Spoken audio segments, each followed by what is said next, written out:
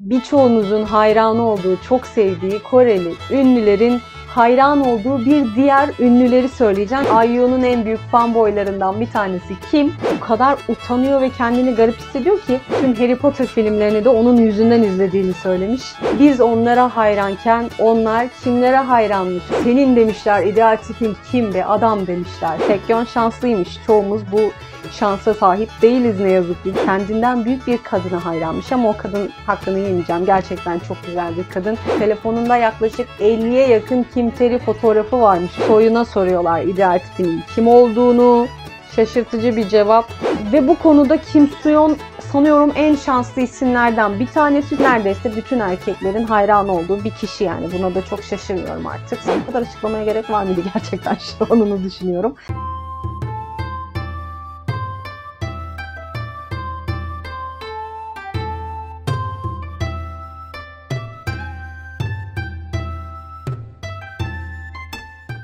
Merhaba arkadaşlar, Uzan Doğusu'na hoş geldiniz. Ben Sümeyye Saraç. Bu hafta size farklı bir konuyla geldim. Nihayet artık birazcık videoların içeriğini, tarzını değiştirmeye karar verdim. Yani bu bir süredir planlamış olduğum bir şeydi aslında. Dedim ki yani hep aynı şeyler, aynı içerikler olmaz. Birazcık değişiklik katmak lazım kanala diye. Ne yapmalıyım, ne yapsam diye düşünürken bir arkadaşım bana güzel bir fikir verdi. Ben de internette böyle ünlülerin hayranı olduğu başka isimleri araştırmayı, o tarz şeylere bakmayı çok seviyorum, keyif alıyorum dedi. Bana da mantıklı geldi. Oturdum ufak bir araştırma yaptım. Dedim ki Koreli ünlülerin hayranı olduğu başka ünlüler kimler acaba dedim. Ve bayağı bir şey çıktı ben böyle bir araştırma yapınca. Ve ben de şimdi bugün bu videoda birçoğunuzun hayranı olduğu, çok sevdiği Koreli ünlülerin hayran olduğu bir diğer ünlüleri söyleyeceğim ki buna İngilizce'de celebrity crush diyorlar biliyorsunuz ki bunun karşılığı o. O yüzden ben de bu kelimeyi kullanacağım çünkü Türkçe'de tam karşılığı yok gibi bunun böyle kelime olarak yok. Yani uzun uzun açıklamam gerekiyor. O yüzden şu an celebrity crush en net özetleyen, açıklayan kelime olacak benim için. Bakalım Koreli ünlülerin, Kore'de ünlenmiş isimlerin celebrity crushları kimmiş? Biz onlara hayranken onlar kimlere hayranmış? Videoya geçmeden önce ben yine hemen klasik hatırlatmamı yapayım. Birçok sosyal medya alanında, mecrasında da hesabım mevcut arkadaşlar. Instagram'da varım, TikTok'ta varım, Twitter'da varım, Discord'da varım. Discord'da zaten çok tatlı bir ortam var. Geçen günlerde de sesli konuştuk kendileriyle. Böyle bir bütün akşam neredeyse muhabbet ettik karşılıklı bir şekilde. O da çok keyifli oldu. Siz de Discord'u takip alırsanız bazı zamanlar dahil oluyorum. Ben de sizinle konuşma, muhabbet etme, tanışma şansı buluyorum bu sayede. Altta videonun hemen altında zaten hepsinin linkleri mevcut. Tıkladığınızda da bütün sosyal medya hesaplarına ulaşma şansınız olacak efendim. Uzatmadan hemen başlıyorum. İsimleri şimdi geçeceğim ama öncesinde şunu söylemem lazım. Bu isimleri bunları nereden buldun diyenler olabilir. Çoğu çeşitli programlarda yapıyor bu açıklamayı. Çok sever Koreliler biliyorsunuz böyle magazinsel sorular sormayı. Sevgilin var mı? Kimden hoşlanıyorsun? İdeal tipin ne? Nasıl karakterlerden hoşlanıyorsun falan gibi. Haliyle de bu isimlere katıldıkları programlarda bu soruları sormuşlar ve onun sonucunda da bazı isimler almayı başarmışlar. Bu açıklamaları yaptıkları programların bazıları yazıyor, bazıları yazmıyor. Yazanları söyleyeceğim, yazmayanları inanın ben de bilmiyorum ama vakti zamanında bir programda yapmışlar böyle açıklamalar. Çok uzattım lafı. İlk isim birçoğumuzun tanıdığı, Kore'de ünlendi ama dünyaca ünlü olan bir isimden bahsedeceğim arkadaşlar. Lisa. Blackpink Lisa, Knowing Brothers programına çıktığında sorulmuş ona bu soru ve bir isim vermiş. Birçoğunuz biliyorsunuz o ismi.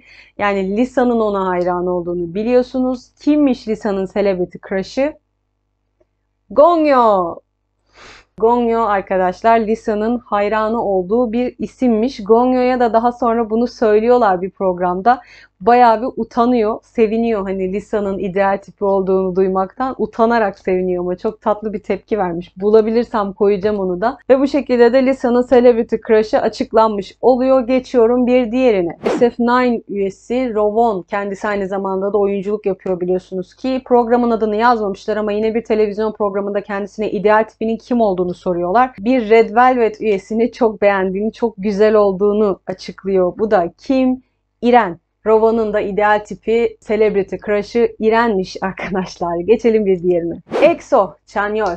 EXO üyesi Chanyeol'e de sormuşlar. Senin demişler ideal tipin kim be adam demişler. Celebrity crush'ın kim demişler. Bir sürü kız sana hayran, sen kime hayransın demişler. O da ne demiş biliyor musunuz? Sandara Park. Eskiden 21 diye bir grup vardı. Çoğunuz bilirsiniz.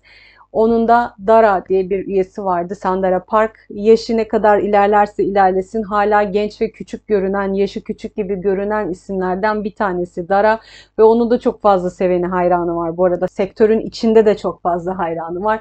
EXO üyesi Chanyeol de onlardan bir tanesiymiş. GOT7'dan Bam Bam. Ona da sormuşlar. Kim senin celebrity crush'ın, hayranı olduğun ünlü diye. O da hayranı olduğu ismi Girls' Generation üyesi olan Taeyeon olarak açıklamış arkadaşlar. GOT7 Bam Bam'ın celebrity crush kimmiş? Taeyeon'muş. 2PM üyesi Taecyeon. Onun da celebrity crush'ı oyuncu Ha Ji-won'muş arkadaşlar. Bir programda sormuşlar. Bayağı onu çok sevdiğini falan anlatmış. Sonrasında da onu şahsen görme fırsatı bulmuş ve fanboy hayalleri de gerçek olmuş. Taecyeon şanslıymış. Çoğumuz bu şansa sahip değiliz ne yazık ki. Geçiyorum bir diğer isme. NCT üyesi Johnny. Kime hayran? Yine bir Girls' Generation üyesine. Kim o? Yona. Yona'dan hoşlandığını bir televizyon programında itiraf etmiş Johnny. Hatta bunu itiraf ederken de Yona karşısında oturuyormuş. Yani aynı programda Yona da varmış. Bayağı bir şaşırmış Yona da, hatta böyle bir şey beklemediği için şok olmuş. Johnny de bayağı utanmış bunu söylerken ama yine de buna rağmen açık açık da söyleyebilmiş kim olduğunu yüzüne baka baka. Geçiyorum bir diğer isme. B.I. yani Hanbin diye bir şarkıcı var biliyorsunuz. Eski iKON üyesi. O da oyuncu Kim Ji-won'a hayranmış arkadaşlar. Bir televizyon röportajında sormuşlar kendisine ve o da Kim Ji-won'u çok beğendiğini, hatta bazı zamanlarda Kim Ji-won'un şarkı yazması için ona motivasyon verdiğini bile söylemişler. O kadar hoşlanıyormuş kendisinden. Böyle de bir açıklaması varmış B.I. Hanbin'in. B2B üyesi Sunje. Real Man diye bir program vardı bir dönem. Asker üniformaları giyiniyorlardı ve askeri bir ortam gibi bir görseli vardı programın. Ve o Real Man'de de B2B Sunje'ye ideal tipini sormuşlar. Yani celebrity crush'ını, kimden hoşlandığını sormuşlar. O da açık açık bu ismin Suzy olduğunu itiraf etmiş. Sunje'nin de hayranı olduğu isim, güzelliğine hayran olduğu isim Suzy'ymiş. Oo, FT Island.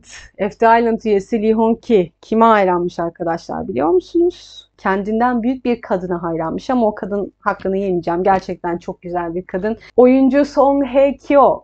FT Island'dan Hong-ki'nin hayranı olduğu celebrity crush'ı Song Hye-kyo'ymuş. Hatta onun evlendiğini duyduğunda da ne kadar üzüldüğünü açıklamış bir televizyon programında. Ve böylece de en beğendiği kişiyi de açıklamış Hong-ki. Geçiyorum bir diğerine. Yine bir iKON üyesi Junhae'ye sormuşlar ideal tipini, celebrity crush'ının kim olduğunu. O da bu ismi oyuncu Kim Tae-ri olarak açıklamış arkadaşlar. Telefonunda yaklaşık 50'ye yakın Kim Tae-ri fotoğrafı varmış Junhae'nin. Bayağı böyle ona hayran olduğunu, onu sevdiğini söylemiş. Ve diyor bu açıklamanın ardından da Junhae'nin hayranlarının kalbi kırıldı. Çok kıskandılar demişler ama böyle bir celebrity crush açıklaması varmış onun da.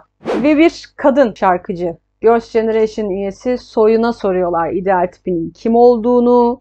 Şaşırtıcı bir cevap. Soyun bu ismin Yücesuk olduğunu itiraf ediyor. Yani Yücesuk aslında şöyle söyleyeyim. Korelilere göre çirkin bir suratı var. Hatta bunu işte bütün programlarda falan da bazen şakayla karışık söylerler. Yücesuk'un çirkin olduğunu ama değişik de bir aurası, bir karizması var. Aslında bir yandan da böyle çok kibar bir adam. Hani insanlara karşı çok düşünceli bir adam. Ondan dolayı da sanıyorum bu ünlüler falan çok hoşlanıyorlar Yücesuk'un tavırlarından, karakterinden aynı zamanda.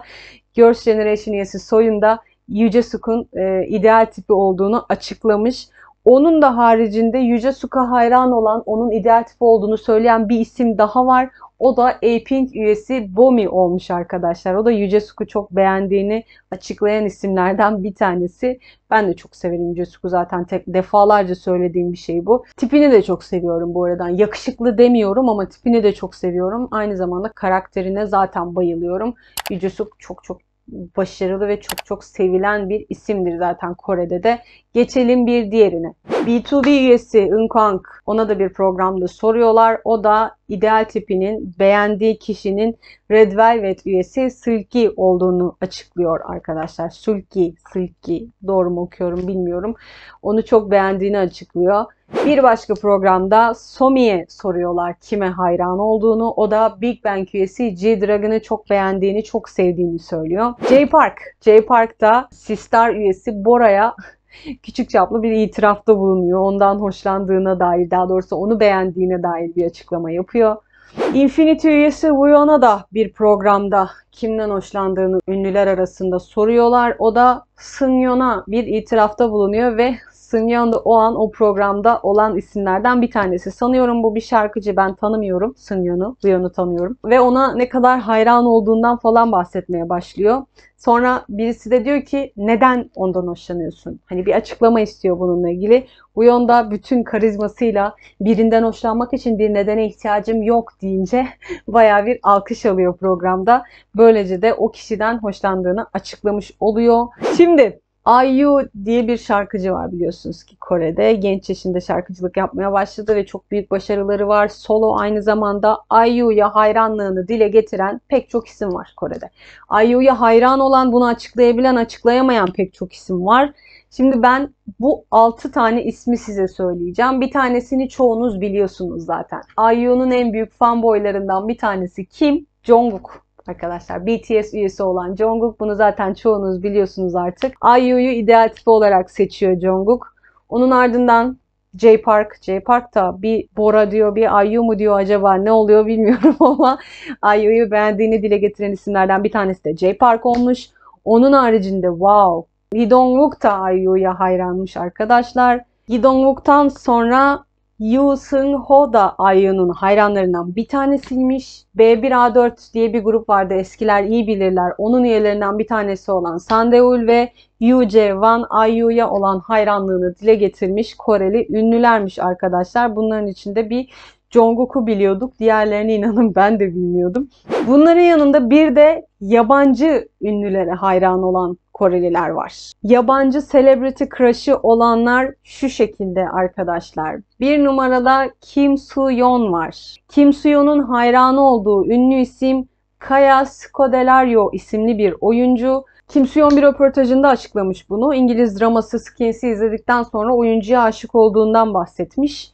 Ve bu konuda Kim Soo-yeon sanıyorum en şanslı isimlerden bir tanesi, çünkü hayranı olduğu o yabancı isim olan Kaya Scodelario ile bir projede çalışma imkanı buldu arkadaşlar. Kendisiyle bir fotoğraf çekiminde buluştu. Hatta hatırlıyorum, yıllar önce onun videolarını falan denk gelmiştim. O kadar utanıyor ve kendini garip hissediyor ki böyle kız ona bakıyor mesela, bu gülmeye başlıyor, kafayı önüne yiyor falan. Yani ne kadar hayran olduğunu, ne kadar beğendiğini orada bile görebiliyorsunuz kendisinin. Bulursam onu da zaten ekleyeceğim muhtemelen videoya ama çok enteresan, güzel bir fotoğraf çekimiydi o. O şekilde de çalışma şansına erişti. Kaya'nın oynadığı filmler The Maze Runner, Karayip Korsanları, Ölü Adamlar, Masal Anlatmaz filmleriymiş. Ben de sanıyorum kendisini Maze Runner'dan tanıyorum. İzlemiştim o filmi. Geçiyorum bir diğer isme. Lee Hong-ki'nin hayranı olduğu ünlü yabancı kişi kimmiş? Amanda Seyfried. Aman valla bu isimleri de bazen nasıl okuyacağımı bilmiyorum. Amanda. Anladınız siz beni. F.T. Island'ın solisti Leonki biliyorsunuz. Park Kyung-lim's Two O'Clock Date isimli bir radyo programına konuk olduğunda ideal tipinin Hollywood aktrisi Amanda Seyfried olduğunu açıkladı. Çok kötü okuyorum ismini ya. Özür diliyorum herkesten.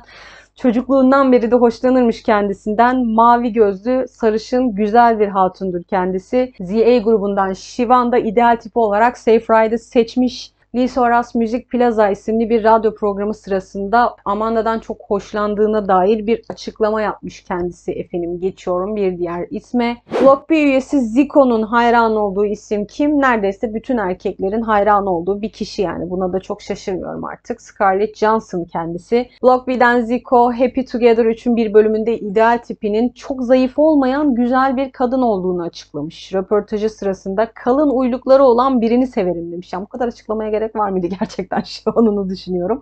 Ve buna da bir örnek sormuşlar kim diyebiliriz diye. O da ideal tipinin Scarlett Johansson olduğunu söylemiş. Scarlett Johansson'ın kim olduğunu artık açıklamama gerek yok bence. Kendisi dünyaca ünlü bir oyuncu zaten. Ve son olarak SHINee üyesi Temin. Ona da kime hayran olduğunu sormuşlar. Temin'in yabancı celebrity crush'ı kimmiş?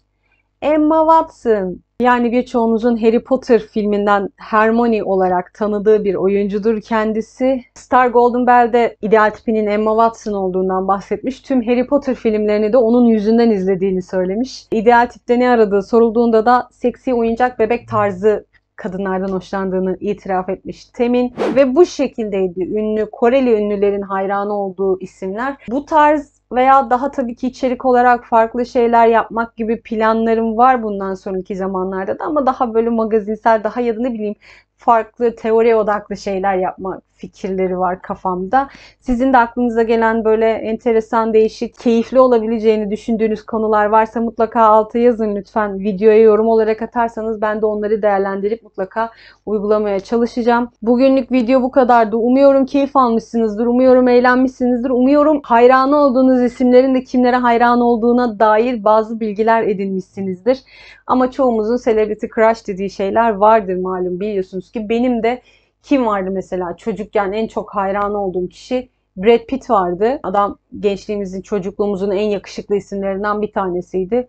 Onun dışında da Blue diye bir grup vardı. Blue'da da Lee diye bir üye vardı ve ben ona aşıktım. Zaten grup 4 kişiden oluşuyordu. Bir Duncan vardı, bir Lee vardı. En çok hayranı olan, kızlar arasında en çok sevilen isimler. Ben Lee'ciydim, ablam Duncan'cıydı, hiç unutmuyorum. Böyle de bir geçmiş dönemde celebrity crush'ım vardı benim de. İlk zaten Koreliler açısından da hayran olduğum, hatta çok çok beğendiğim tip, artık beni takip edenler bilirler, Hoon Bin'di. Hala çok beğenirim kendisini. Hala çok yakışıklı geliyor bana ama şu an maalesef bir tane sorsanız kim? Bir kişi söyle bana derseniz o bir kişiyi asla seçemem içlerinden. Çünkü çok fazla beğendiğim isim var.